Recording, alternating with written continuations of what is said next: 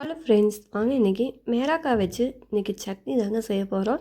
இந்த குழந்தைங்களுக்கு காய் பிடிக்கலன்னா இந்த மாதிரி சட்னியாக செஞ்சு கொடுத்து பாருங்கள். தோசைக்கு இட்லிக்கு ரொம்ப அல்டிமேட்டாக இருக்கும், டேஸ்ட்டாக இருக்கும். இதுக்கு பார்த்திங்கன்னா நம்ம மேராக்காயை இந்த மாதிரி தோல் நீக்கிட்டு துருவி வச்சுக்கலாம்.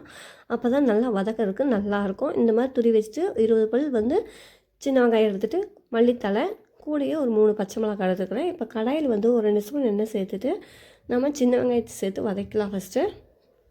இப்போ பார்த்திங்கன்னா சின்ன வெங்காயம் வதங்கினதுக்கப்புறம் 3 பச்சை மிளகாயும் சேர்த்து நல்லா வதக்கி கொடுத்துட்டு இப்போ நம்ம மேராக்காய் துருவி வச்சுருக்கோம் இல்லையா, அதையும் சேர்த்துக்கலாம். அந்த தண்ணியோடவே சேர்த்துக்குங்க. தண்ணி நீங்கள் ஊற்றி வதக்கவே வேண்டியதில்லை, அந்த தண்ணியிலேயே நல்லா வதங்கி வந்துடும்.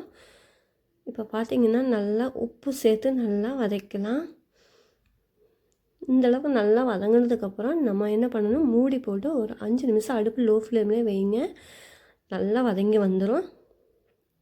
2-3 நிமிஷத்துலேயே நல்லா வதங்கி வந்துடுச்சுங்க. எனக்கு எங்கள் ஃப்ரெண்டு சொன்னாங்க, இந்த காயில் செஞ்சு பாரு ரொம்ப டேஸ்ட்டாக இருக்குன்ட்டு. மல்லித்தலையும் சேர்த்து நல்லா வதக்கலாம். காய்கள் சாப்பிடாத குழந்தைங்களுக்கு இந்த மாதிரி செஞ்சு கொடுங்க, உங்கள் குழந்தைங்களும் விரும்பி சாப்பிடுவாங்க. இப்போ மிக்ஸி ஜாரில் சேர்த்துட்டு நம்ம குறகுறப்பாக அரைச்சிட்டு கொஞ்சமாக தண்ணி சேர்த்து அரைச்சிட்டு இந்த மாதிரி தாளிப்பு கொடுத்திங்கன்னா ரொம்ப டேஸ்ட்டாக நல்லாயிருக்கும். இட்லி தோசைக்கு ஊத்தாப்போ எல்லாத்துக்குமே நல்லாயிருக்கும். நிச்சயமாக ட்ரை பண்ணி பாருங்கள். பிடிச்சிருந்தால் லைக் பண்ணுங்கள், ஷேர் பண்ணுங்கள். மறக்காமல் ரேஸ்வால் சேனலையும் சப்ஸ்கிரைப் பண்ணி வச்சுக்கோங்க. தேங்க்யூ.